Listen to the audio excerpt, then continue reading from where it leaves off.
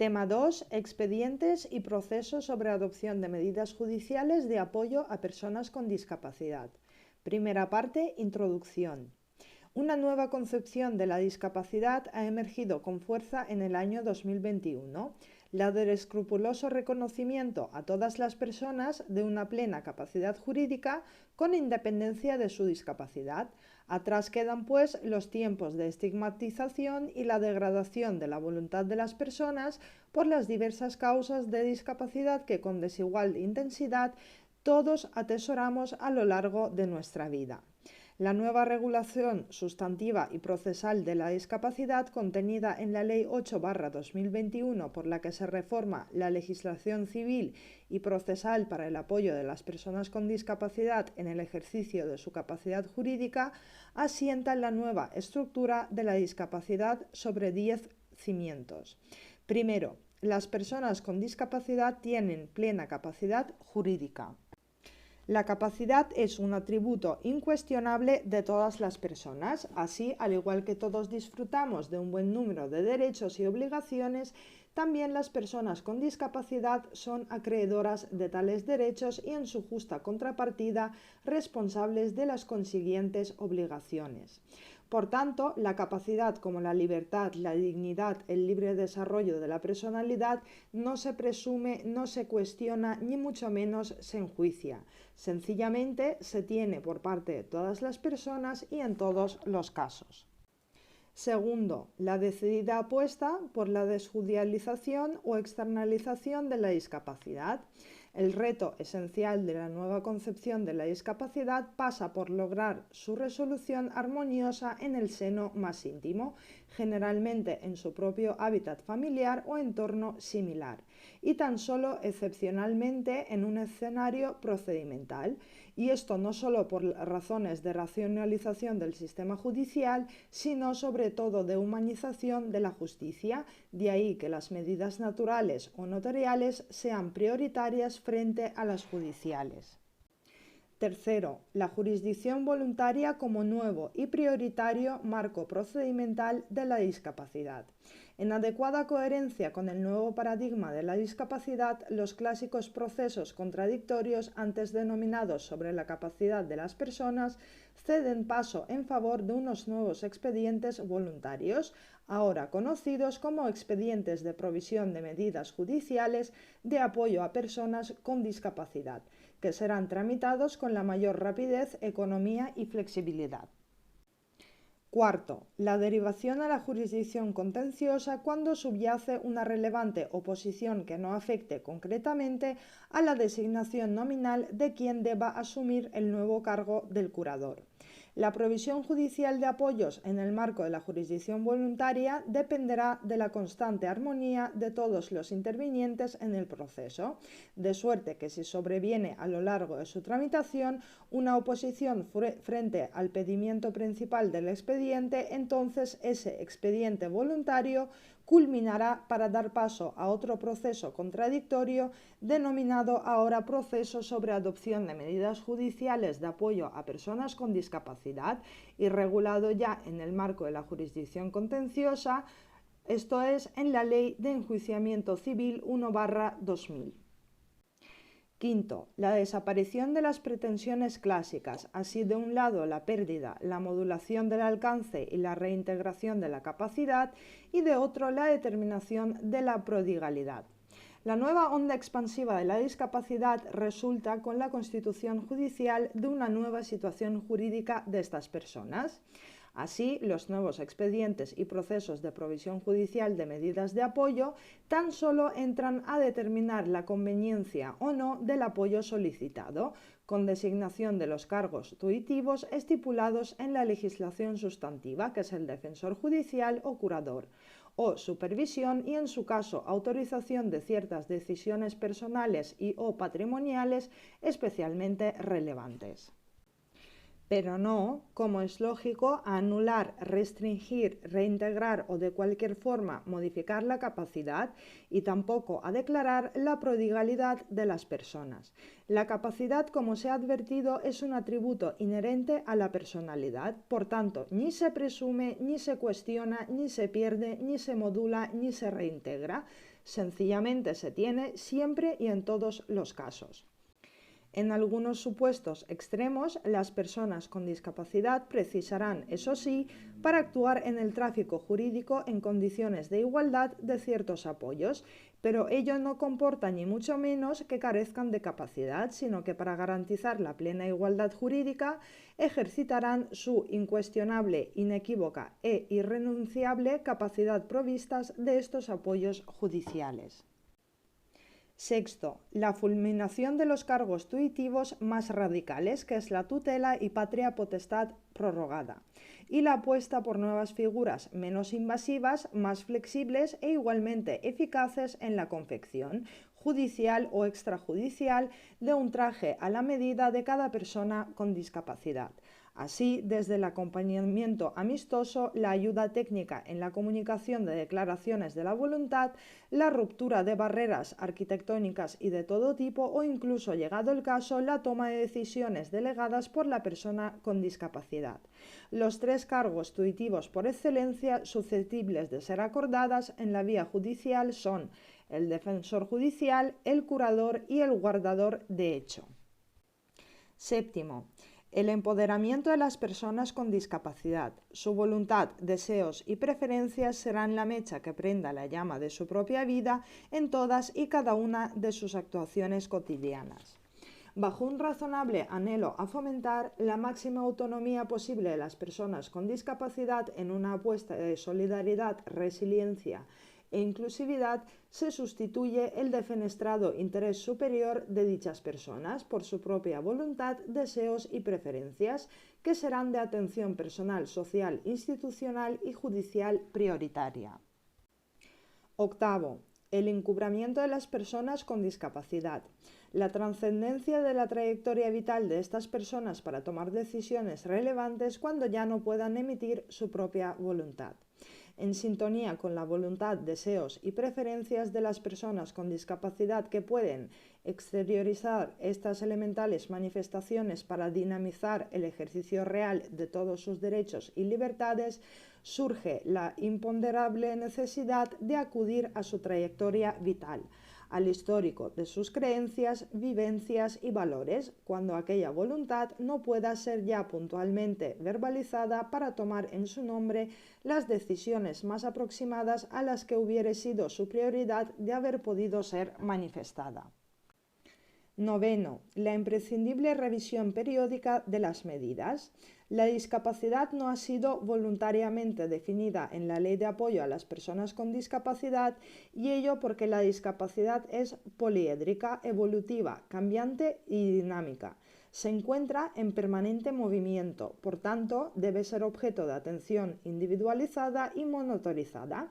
Esto es, no solo de una primera detección temprana acerca de cuál sea el exacto estado de cada persona precisada de apoyo por causa de discapacidad en tiempo actual o real, sino también en perspectiva de futuro. De ahí la necesidad de la periódica monitorización judicial, y no basta una mera designación de apoyo generadora de una resolución judicial con fuerza de cosa juzgada material. Al contrario, este tipo de resoluciones se encuentran afectadas por un elemental factor temporal que obliga a supervisarlas y a modificarlas en función de la evolución de la discapacidad, que siempre habrá de estar provista del apoyo más necesario, proporcionado y ajustado al exacto momento en que se encuentra la persona. Y por último, décimo, el cambio de terminología. De forma acompasada con cuanto se lleva expresado y una vez desmantelado el viejo modelo médico que la concebía como una enfermedad o deficiencia persistente y grave que inhabilitaba a la persona para el autogobierno, se ha dado paso al modelo social y jurídico consistente en la designación judicial en casos extremos de apoyos que permitan la interacción de todas las personas con o sin discapacidad en condiciones de igualdad. Este primer compás de la nueva Sinfonía de la Discapacidad impone de forma imprescindible que toda la terminología clásica deba ser modificada, pues el lenguaje, lejos de ser neutro, puede comprometer la dignidad de las personas. Así, en adecuada coherencia con el nuevo paradigma de la discapacidad, deben desecharse cuantas expresiones comporten cualquier alusión a la pérdida, modificación o reintegración de una indubitada, incuestionable e irrenunciable capacidad de todas las personas con independencia de su discapacidad. Parte 2. Jurisdicción voluntaria, expedientes de provisión de medidas judiciales de apoyo a personas con discapacidad. Ámbito de aplicación, competencia, legitimación y postulación. El nuevo ámbito de aplicación prioritario a la hora de solicitar la provisión judicial del apoyo a las personas con discapacidad mediante una guarda de hecho o un poder notarial preventivo será la jurisdicción voluntaria y el procedimiento adecuado a través del cual habrán de instarse judicialmente las medidas de apoyo a las personas con discapacidad y será el expediente de provisión de tales medidas. La construcción de un nuevo expediente para la provisión de apoyos a las personas con discapacidad que precisen dicha asistencia para interactuar en la sociedad en condiciones de igualdad merece una encomiable acogida.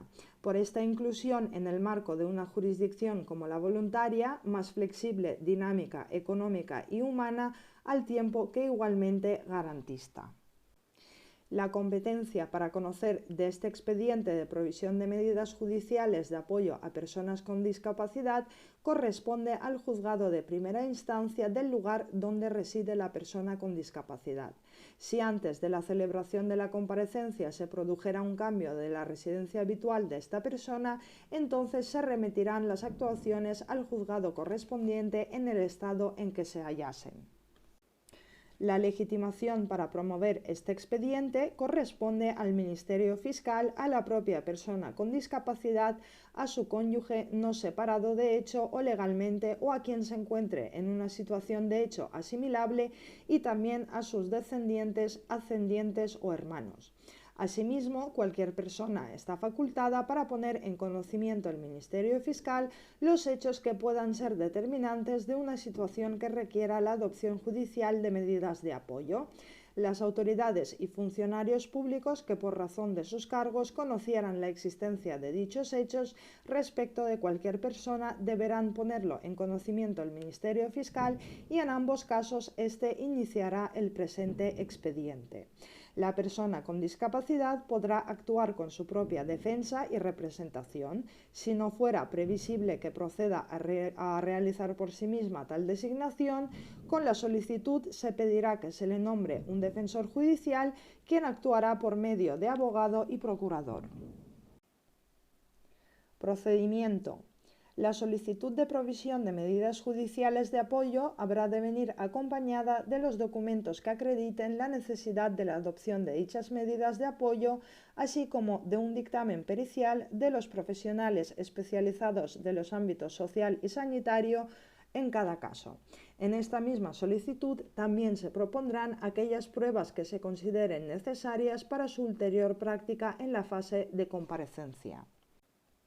Una vez admitida a trámite la solicitud por el letrado de la Administración de Justicia, éste convocará a la comparecencia al Ministerio Fiscal, a la persona con discapacidad y, en su caso, a su cónyuge no separado de hecho o legalmente o quien se encuentre en una situación de hecho asimilable y a sus descendientes, ascendientes o hermanos.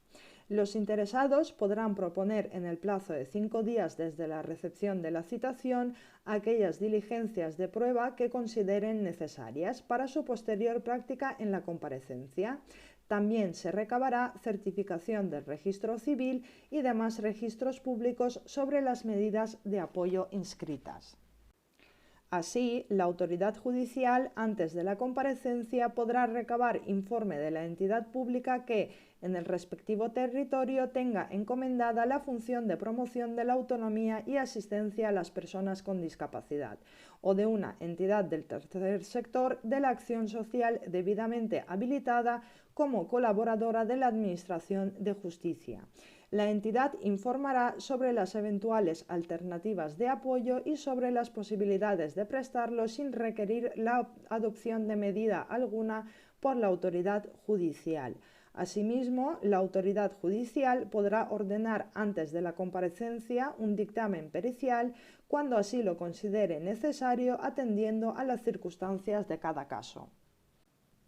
En la comparecencia se procederá a celebrar una entrevista entre la autoridad judicial y la persona con discapacidad, a quien, a la vista de su situación, podrá informar acerca de las alternativas existentes para obtener el apoyo que precisa, mediante su entorno social o comunitario o a través del otorgamiento de medidas de apoyo de naturaleza voluntaria.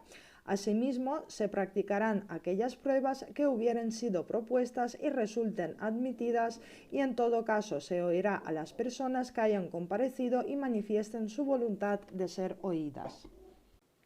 La opción prioritaria de desjudicialización y externalización en lo posible de la provisión de apoyos hacia medidas voluntarias es de tal intensidad que si tras la información ofrecida por la autoridad judicial la persona con discapacidad opta por una medida alternativa de apoyo, se pondrá fin al expediente. En el nuevo firmamento de la discapacidad han nacido una multiplicidad de estrellas, desde el mero acompañamiento físico en la toma de decisiones hasta la misma autocuratela, figura innovadora, flexible y dinámica que viene a anticiparse y a suplir, cuando sea posible, la designación judicial del curador. La oposición de la persona con discapacidad a cualquier tipo de apoyo, la oposición del Ministerio Fiscal o la oposición de cualquiera de los interesados en la adopción de las medidas de apoyo solicitadas pondrá fin al expediente, sin perjuicio de que la autoridad judicial pueda adoptar provisionalmente las medidas de apoyo de aquella o de su patrimonio que considere convenientes. Dichas medidas podrán mantenerse por un plazo máximo de 30 días, siempre que con anterioridad no se haya presentado la correspondiente demanda de adopción de medidas de apoyo en juicio contencioso. Auto y posterior revisión de las medidas judicialmente acordadas. Las medidas que se adopten en el auto que ponga fin al expediente deberán ser conformes a lo dispuesto en la legislación civil aplicable sobre esta cuestión. Tales medidas serán objeto de revisión periódica en el plazo y la forma en que disponga el auto que las hubiera acordado. Ahora bien, cualquiera de las personas legitimadas, así como quien ejerza el apoyo, podrá solicitar la revisión de las medidas antes de que transcurra el plazo previsto en el auto.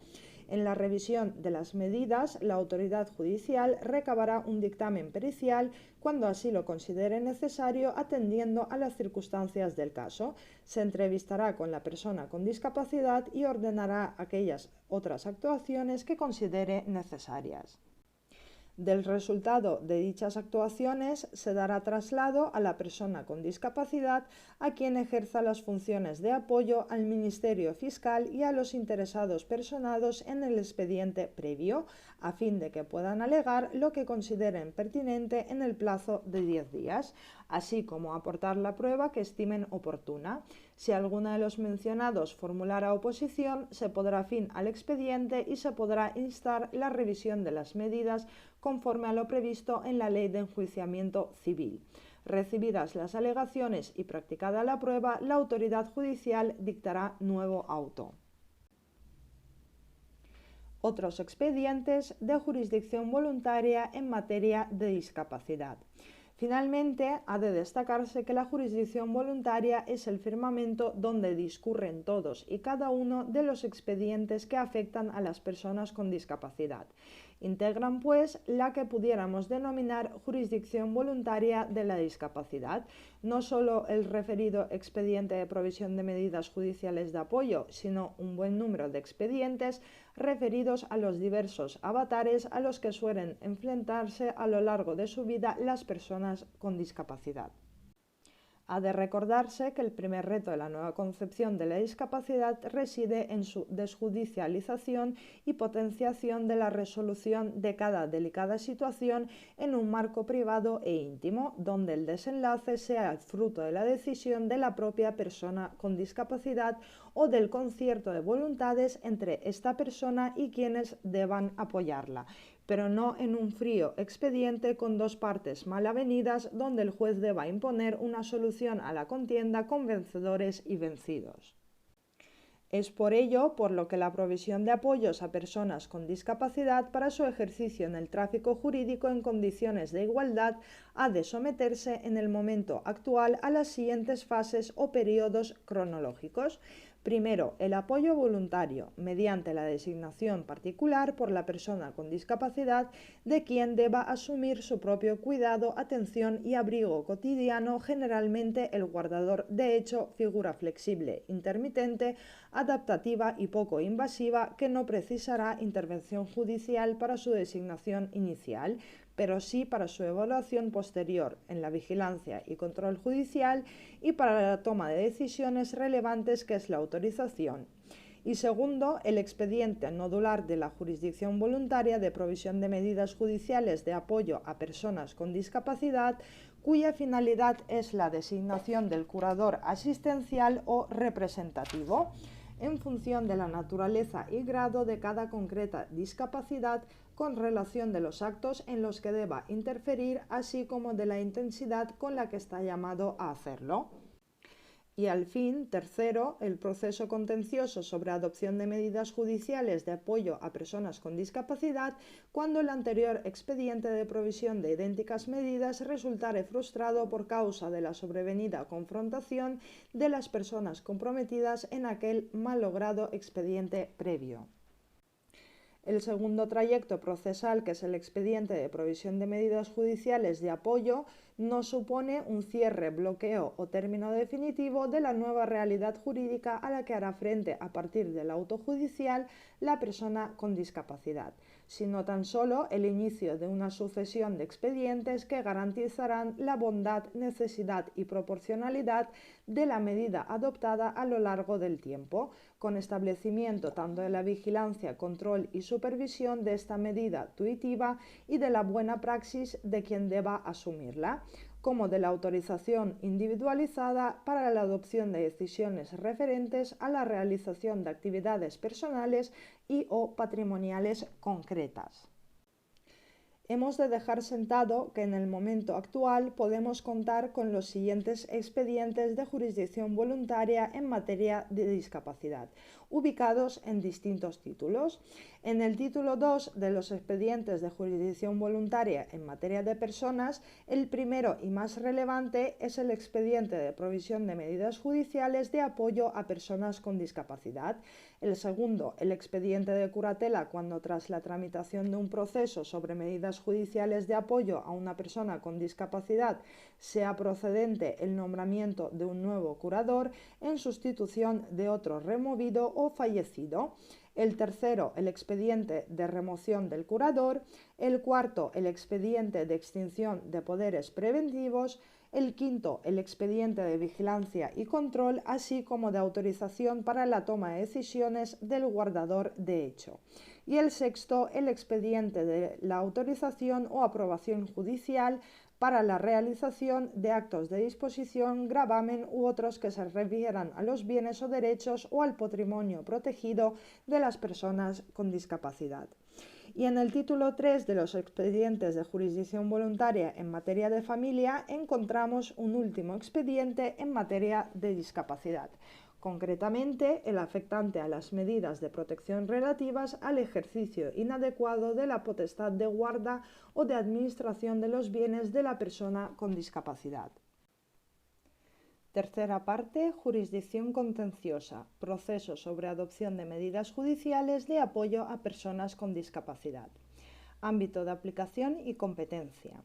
La pretensión procesal de los nuevos procesos de adopción de medidas judiciales de apoyo a personas con discapacidad no se erige en la declaración de derechos, constitución de nuevas situaciones jurídicas, ni condena a la prestación de determinadas acciones u omisiones, sino antes al contrario en una peculiar solicitud de provisión judicial de apoyos a las personas con discapacidad en aquellos casos extremos en los que aparece o persiste de forma agravada una alteración cognitiva, intelectual o psicosocial que pueda desajustar el equilibrio, la proporcionalidad y, en definitiva, la igualdad que debe presidir sus relaciones jurídicas con terceras personas.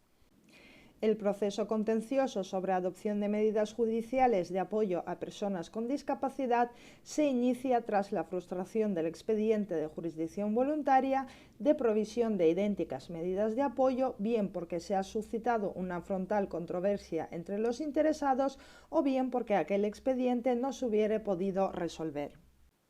La competencia para conocer de las demandas sobre la adopción de medidas de apoyo a personas con discapacidad corresponde al mismo juez que conoció del previo expediente de jurisdicción voluntaria, salvo que la persona a la que se refiera la solicitud cambie con posterioridad de residencia, en cuyo caso lo será el juez de primera instancia del lugar en el que éste resida. En el proceso contencioso se produce una ruptura del principio clásico de la perpetuatio jurisdictionis, de suerte que si antes de la celebración de la vista se produjera un cambio de la residencia habitual de la persona a que se refiere el proceso, se remitirán las actuaciones al juzgado correspondiente en el estado en que se hallen. En caso de cambio de domicilio posterior a dicha relevante fase procesal que es la vista, entonces la competencia se mantendría ante el juez correspondiente al lugar donde se inició el proceso con la finalidad de no reiterar la práctica de la prueba. Ha de recordarse que la prueba ha de practicarse con inmediación, contradicción, concentración y publicidad, razón por la que el eventual cambio de competencia, una vez transcurrido el periodo procesal donde la prueba se hubiere practicado, impondría la nueva celebración de la prueba. Para evitar este traumático incidente, el cambio de domicilio tan solo comporta la modificación de la competencia cuando se realiza antes de la fase medular del proceso, donde se celebra la prueba, que es la vista. Legitimación e intervención procesal.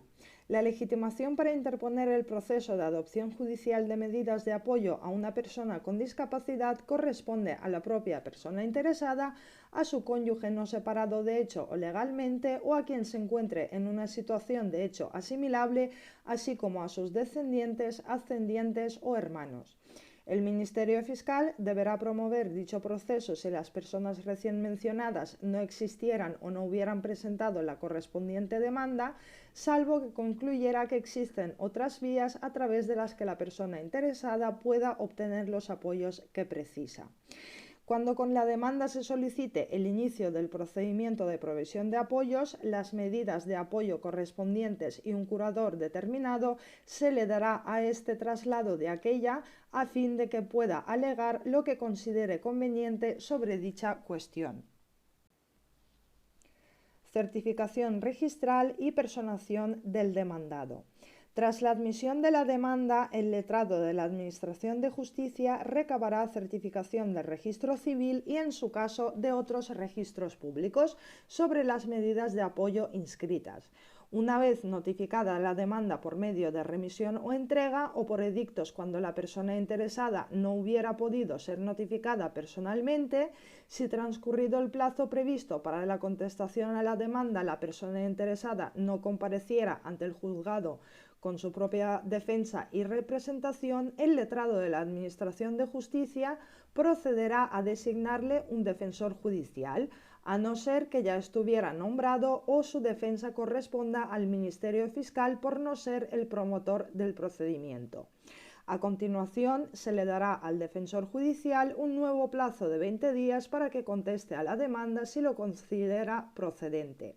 El letrado de la Administración de Justicia llevará a cabo las actuaciones necesarias para que la persona con discapacidad comprenda el objeto, la finalidad y los trámites del procedimiento. Pruebas preceptivas en primera y segunda instancia. En los procesos sobre adopción de medidas judiciales de apoyo a personas con discapacidad, además de las pruebas generales, el tribunal practicará de forma preceptiva las siguientes. 1. Se entrevistará con la persona con discapacidad. 2. Dará audiencia al cónyuge no separado de hecho o legalmente o a quien se encuentre en situación de hecho asimilable, así como a los parientes más próximos de la persona con discapacidad. Y 3. Acordará los dictámenes periciales necesarios o pertinentes en relación con las pretensiones de la demanda, no pudiendo decidirse sobre las medidas que deben adoptarse sin previo dictamen pericial acordado por el tribunal. Para dicho dictamen preceptivo se contará en todo caso con profesionales especializados de los ámbitos social y sanitario y podrá contarse también con otros profesionales especializados que aconsejen las medidas de apoyo que resulten idóneas en cada caso. La práctica preceptiva de estas pruebas podrá, en todo caso, excepcionarse cuando la demanda hubiere sido interpuesta por la persona con discapacidad frente a sí misma, puesto que en tal caso la oposición manifestada por los restantes legitimados o intervinientes carecerá de suficiente entidad, habida cuenta de la superioridad de la voluntad, deseos y preferencias de la propia persona con discapacidad. Así, en los casos en que la demanda haya sido presentada por la propia persona con discapacidad, el tribunal podrá, previa solicitud de esta y de forma excepcional, no practicar las audiencias preceptivas si así resultará más conveniente para la preservación de su intimidad. La práctica de la referida prueba preceptiva en todo caso se ordenará de oficio tanto en la primera como en la segunda instancia. Sentencia. Ha de constatarse que la provisión extrajudicial de apoyos podrá ser regulada tanto a nivel estatal como autonómico con total libertad en el marco de los principios nucleares de la discapacidad, plena capacidad, libertad, dignidad, igualdad y libre desarrollo de la personalidad. Sin embargo, cuando la realidad se vuelve hostil, que es cuando la designación voluntaria de apoyo arroja una pieza que está de más o cuando nada se ha previsto y la voluntad de la persona con discapacidad presenta ya dificultades severas de emisión o comprensión, entonces no queda otra vía que la judicial. Ciertamente será la última ratio, pero será la única solución posible para muchas personas que no puedan viabilizar de otro modo el sistema de salvaguarda más adaptado a sus perentorias necesidades. Y aquí nos encontramos con una grave dificultad que es la creación de un sistema procesal común para todos los conflictos que puedan suscitarse en nuestro país, tanto los regulados en la legislación nacional, que es el Código Civil, como autonómica, que son las leyes civiles especiales que se aprueben en las distintas comunidades autónomas sobre la materia.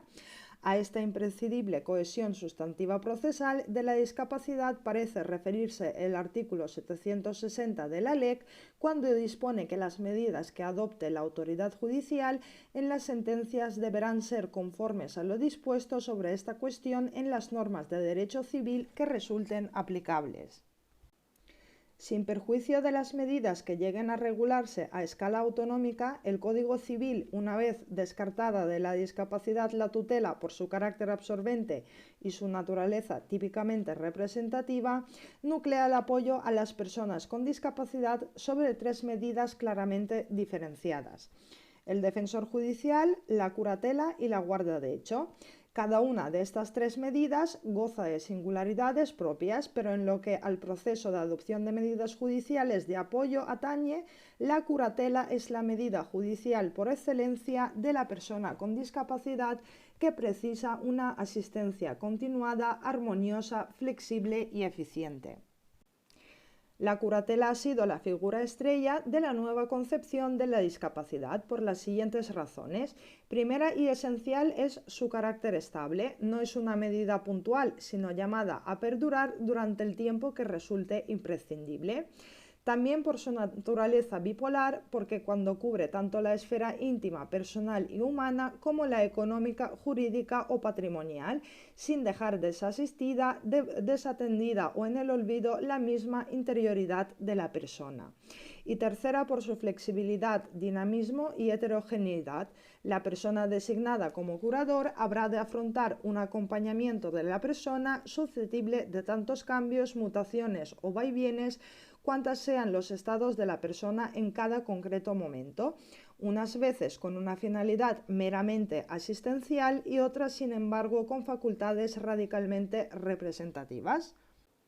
Y al fin, cuarto, por su nueva inspiración de segunda piel, traje a medida o alter ego de la persona con discapacidad. El curador habrá de adoptar las decisiones, llegado el fatídico momento de imposible conexión entre la persona con discapacidad y la sociedad, amparado en la trayectoria vital de esta persona, esto es, con atención a cuál hubiere sido, de haberlo podido expresar, su voluntad, deseos y preferencias. Los atributos recién descritos pueden predicarse de la guarda de hecho, si bien esta figura apenas ha sido objeto de resurgimiento en esta reforma más allá del establecimiento de un lado de medidas de vigilancia y control, así como de otro de autorización judicial para la adopción de decisiones relevantes. Revisión de las medidas de apoyo judicialmente adoptadas. Las medidas contenidas en la sentencia dictada en el proceso sobre adopción de medidas judiciales de apoyo a personas con discapacidad serán revisadas de conformidad con lo previsto en la legislación civil, debiendo seguirse los trámites previstos a tal efecto en la Ley de Jurisdicción Voluntaria. En caso de que se produjera oposición en el expediente de jurisdicción voluntaria de revisión o si dicho expediente no hubiera podido resolverse, se deberá instar el correspondiente proceso contencioso conforme a lo previsto en la LEC, pudiendo promoverlo cualquiera de las personas legitimadas, así como quien ejerza el apoyo de la persona con discapacidad.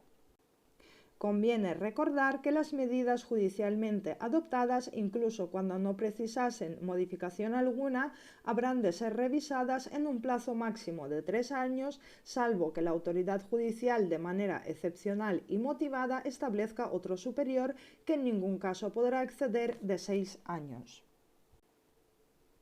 Medidas cautelares. Cuando el tribunal competente tenga conocimiento de la existencia de una persona en una situación de discapacidad que requiera medidas de apoyo, adoptará de oficio las que estime necesarias para la adecuada protección de aquella o de su patrimonio y pondrá el hecho en conocimiento al Ministerio Fiscal para que inicie, si lo estima procedente, un expediente de jurisdicción voluntaria.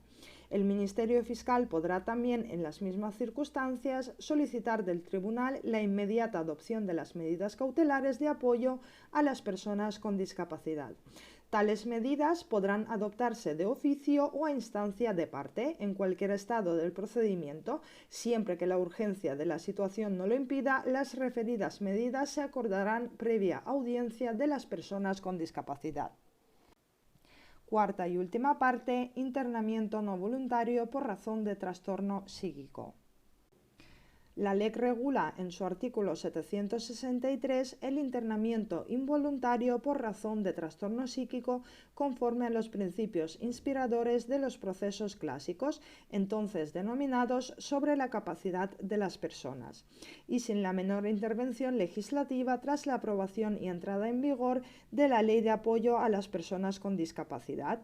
Este precepto ha sido también el gran olvidado de la Gran Reforma y también lo fue tras la sentencia del Tribunal Constitucional 132/2010, pues el internamiento involuntario por razón de trastorno psíquico siguió aplicándose en la práctica cotidiana de nuestros juzgados, muy a pesar de que la mencionada sentencia del Alto Tribunal decretó la inconstitucionalidad de un proceso regulado sin la debida cobertura normativa, esto es, en una ley sin naturaleza orgánica, en el que se encuentra plenamente comprometido un derecho fundamental, nada menos que el derecho a la libertad. Así, el artículo 763 de la LEC dispone en la actualidad que el internamiento por razón de trastorno psíquico de una persona que no esté en condiciones de decidirlo por sí misma, aunque esté sometida a la patria potestad o a tutela, requerirá autorización judicial que será recabada del tribunal del lugar donde resida la persona afectada por el internamiento. De este precepto cabe extraer dos consideraciones. La primera es que la persona afectada por el internamiento efectivamente carezca al tiempo de su ejecución del entendimiento suficiente para alcanzar a oponerse con debida justificación a la referida medida. Esto es, que se encuentre en una situación de palmaria indefensión tanto material como procesal. Y segundo, que resultará indiferente que esta persona se encuentre provista de algún apoyo previo, así como de que este apoyo sea voluntario o judicial. Y naturalmente, en este último caso, lo sería a través de un curador, pero nunca de una patria potestad o de una tutela, que son figuras ambas totalmente desmanteladas de la órbita de la discapacidad. La autorización será previa al internamiento, salvo que razones de urgencia hicieran necesaria la inmediata adopción de la medida. En este caso, el responsable del centro en que se hubiere producido el internamiento deberá dar cuenta de este al tribunal competente lo antes posible y, en todo caso, dentro del plazo de 24 horas, a los efectos de que se proceda a la preceptiva ratificación de dicha medida, que deberá efectuarse en el plazo máximo de 72 horas desde que el internamiento llegue al conocimiento del tribunal. En los casos de internamientos urgentes, la competencia para la ratificación de la medida corresponderá al tribunal del lugar en el que radique el centro donde se haya producido el internamiento. El internamiento de menores se realizará siempre, como es lógico, en un establecimiento de salud mental adecuado a su edad, previo informe de los servicios de asistencia al menor. Antes de conceder la autorización o de ratificar el internamiento que ya se ha efectuado, el tribunal oirá a la persona afectada por la decisión, al Ministerio Fiscal y a cualquier otra persona cuya comparecencia estime conveniente o le sea solicitada por el afectado por la medida. Además, y sin perjuicio de que pueda practicar cualquier otra prueba que estime relevante para el caso, el tribunal deberá examinar por sí mismo a la persona de cuyo internamiento se trate y oír el dictamen de un facultativo por él designado. En todo caso, la decisión que el tribunal adopte en relación con el internamiento será susceptible de recurso de apelación. En la misma resolución que acuerde el internamiento se expresará la obligación de los facultativos que atiendan a la persona internada de informar periódicamente al tribunal sobre la necesidad de mantener la medida, sin perjuicio de los demás informes que este mismo tribunal pueda requerir cuando lo crea pertinente. Los informes periódicos serán emitidos cada 6 meses, a no ser que el tribunal, atendida la naturaleza del trastorno que motivó el internamiento, señale un plazo inferior. Recibidos los informes, el tribunal, previa a la práctica en su caso de las actuaciones que estime imprescindibles, acordará lo procedente sobre la continuación o no del internamiento. Asimismo, cuando los facultativos que atiendan a la persona internada consideren que no es necesario mantener el internamiento, darán el alta al enfermo y lo comunicarán inmediatamente al tribunal competente.